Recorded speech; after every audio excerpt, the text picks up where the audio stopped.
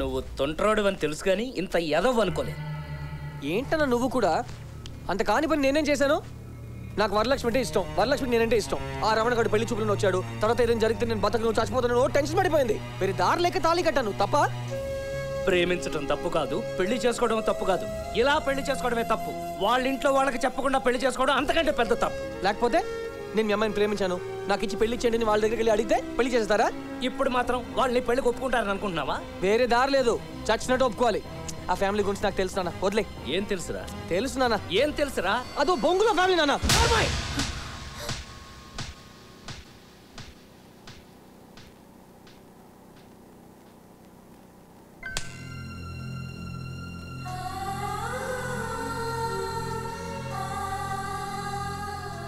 తెలుసు తెలుసు అంటున్నావు. నీకేం తెలుసురా? దుర్గా ప్రసాద్ వరలక్ష్మి నాన్నని తెలుసు, కానీ మీ అమ్మకి స్వయాన అన్నయ్య అని తెలుసా?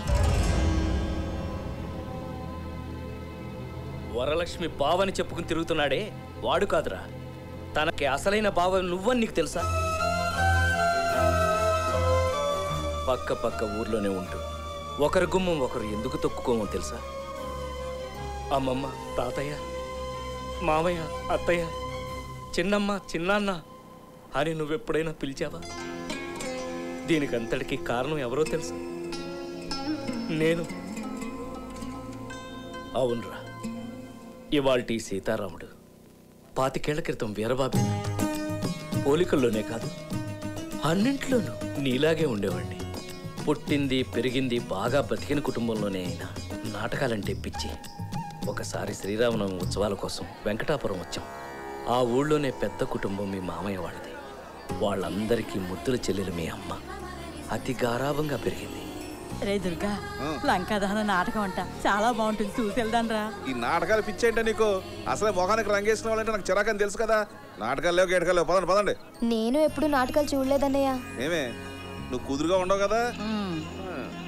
సర్లే అమ్మా, చూసి జాగ్రత్తగా ఇంటికి వచ్చేయండి.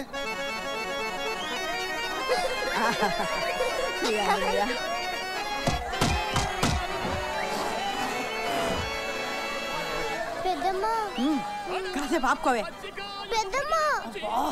చంపుతున్నావు కదే. రాజ్యం కొంచెం అటు తీసుకెళ్ళవే. నా వల్ల కాదు, అక్కడ చీకటిగా ఉంది, నాకు భయం. ఆంజనేయ దండ కొంచెం చదువుకుంటూ తీసుకెళ్ళు, భయం లేదు. వెళ్ళు అక్క, నాకు కొంచెం భయంగా ఉందక్క. నేనేదో పెద్ద ధైర్యంగా ఉన్నట్టు. వెళ్ళవే.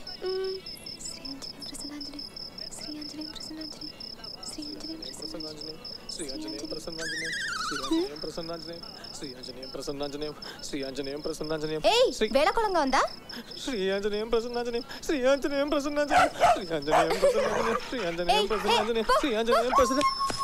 అమ్మయ్యా, నేను ఎప్పుడు హనుమంతుడు వేషం వేసిన కుక్కలు ఇలా వెంటబడతాయండి.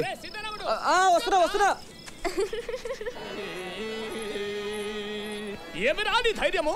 మమ్మల్ని చూసానికి భయమగుట్టలేదా? భయమా? మా అక్క అతులిత బల సంపన్నులో, అతి పరాక్రమవంతులో. ఇటెక్కడికమ్మా? అబ్బో, నేను హనుమంతుడు ఈరోజు రావడా? ఆహాహా, ఏం తేజస్సు, ఏం తేజస్సు! సాక్షాత్తు ఆ శ్రీరామచంద్రమూర్తినే చూస్తున్నట్టుంది.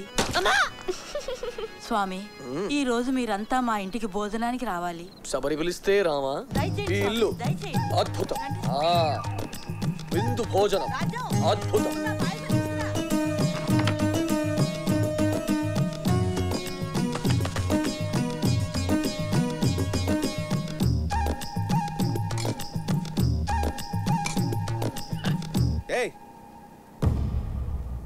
నువ్వేంటి ఇక్కడ? భోజనానికి రమ్మంటేను. రమ్మంటే కుక్కలాగా ఎక్కడ పడితే అక్కడ తినేస్తారా? చిచ్చే, కింద 10 ఇస్తర్లు వేశారు, కనపట్లేదా? సీతారాముడు ఇలా వచ్చి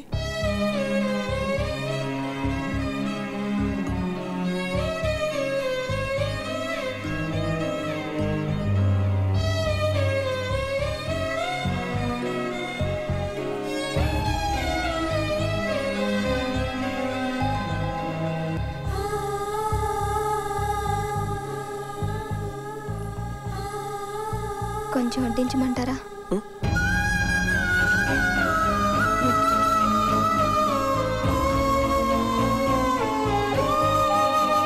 వెళ్ళిపోయారా? మళ్ళీ ఎప్పుడొస్తారో తెలుసా? మళ్ళీ శ్రీరామనవమి ఉత్సవాలకే. అంటే ఏడాదిగా.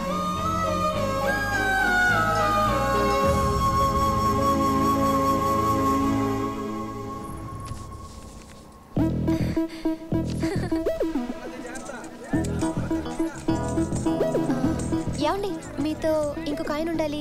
ఆయన రాలేదా? ఎవరమ్మా? గిరిజాల జుట్టు, ఎర్రగా ఉంటారు. ఓ సుబ్బారావా? ఇప్పుడు ఆయన మా ట్రూప్ లో మానేశాడమ్మా. మా కోసమే వచ్చినట్టున్నారు. ఎంతసేపటి నుంచి నిరీక్షణ? 1 సంవత్సరం నుంచి. అప్పట్లో మీ అమ్మ నాటకం కన్నా ఎక్కువగా నన్ను చూడ్డానికే వచ్చేది. అలా శ్రీరామనవమి ఉత్సవాల్లో మేం చాలా దగ్గరయ్యాం. ఆ పరిచయం ప్రేమగా మారింది. ఏం మాట్లాడతావు? వాడిని ఇంటికి పిలిచి భోజనం పెడితేనే ఒప్పుకోలేదు, అటువంటి ఇంటర్లో చేసుకోవడానికి ఒప్పుకున్నారనుకున్నావా? నా మాట కూడా కొంచెం వినండి. ఏంట్రా వినేది? నీ స్థాయి ఏంటి, మా స్థాయి ఏంటి? ఊరూరు నాటకాలు వేసి కడుపు నింపుకునే పెదవి నీకు నాచర్యలు కావాల్సి వచ్చిందా? నాటకాలంటే పిచ్చి వ్యామోహమే తప్ప నాకు స్థాయి ఉందండి. మాకు ఆస్తులున్నాయి. మాది పెద్ద కుటుంబమే. కానీ అవేం అడగకుండా నన్నుగా తను ఇష్టపడింది. అది నాకు నచ్చిందండి. చెప్పిందండి, ఇంట్లో తెలియకుండా పెళ్లి జరగకూడదని చెప్పిందండి.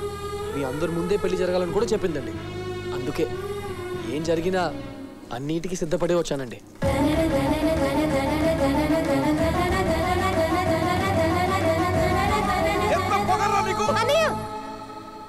ఇప్పుడు ఆయన మా ఆయన మెళ్ళలో తాళిపడేసరికి క్షణంలో ఏం మారిపోయావే.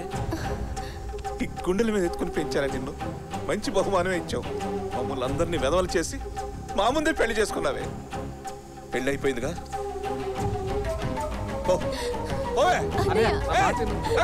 ఎవరైనా మాట్లాడితే పీకి చంపేస్తాను. పద, మన ఇంటికి వెళ్దాం. చూడు త్వరగా సత్తండి. కానివ్వండి. ఒరే సీతారాముడు, ఆలస్యం అయిపోయింది, త్వరగా రా. వచ్చేస్తున్నాం. ఏమండి, మనం ఈ ఊరొదిలి వెళ్ళొద్దండి. తన మాటకి ఎదురు చెప్పానని మా అన్నయ్య అలా ప్రవర్తించాడే తప్ప నన్ను విడిచిపెట్టి ఉండలేడండి. ఏదో ఒక రోజు మనల్ని తీసుకెళ్తాడు. నాకు నమ్మకం ఉంది. అప్పటిదాకా మనం ఈ ఊళ్ళోనే ఉందామండి. మీ అమ్మ కోరిక ప్రకారం నాకిష్టమైన నాటకాలను వదిలేసి ఇదే ఊర్లో ఉండిపోయాను. కొన్ని రోజులకి నువ్వు మీ అమ్మ కడుపులో పడ్డావు. ఒకరోజు హోరున వర్షం. మీ అమ్మకి సడన్ గా నొప్పులు మొదలైనాయి. ఏమైంది రాజు? ఏమండి, నొప్పులు వస్తున్నట్టున్నాయి. పక్కింటి పిండిగానే ఒకసారి పిలవండి. అదేంటమ్మా, వీధులందరూ గుళ్ళో జాతరకి వెళ్ళారు. డాక్టర్ గారు పొద్దున్న రమ్మన్నారు కదా, కొంచెం వచ్చుకోమా. ఏమండి, తట్టుకోలేకపోతున్నాను. ఎవరో ఒకళ్ళు పిలవండి. ముందు నువ్వు పడుకో. చూడు, నేను వెళ్ళి చూసొస్తాను. ఏం కాదు, నీకేం కాదు. ఏమండి, అన్నపూర్ణమ్మ గారు, అయ్యో పిన్ని గారు, బాబాయ్ గారు, ఎవరు లేరా?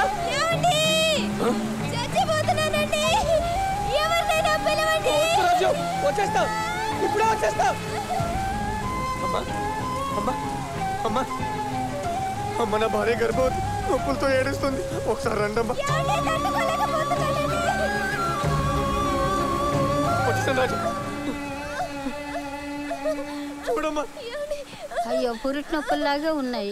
నీకు ఇంకెవరు లేరా బాబు? చాలు, ఎవరు లేరమ్మా. అయ్యో, ఈ రాత్రికే పురుడు వచ్చేలా ఉంది. నువ్వు బయటికి వెళ్ళి బాబు, నేను చూసుకుంటాను. మగాళ్ళు ఇక్కడ ఉండకూడదు. నా మాట విను బాబు, నువ్వు బయటికి వెళ్ళు, నేను చూసుకుంటాను కదా. ఏం బాగులేదు, నేను చూసుకుంటాను. నువ్వు వెళ్ళు బాబు, ఏం కాదు. లేరమ్మా.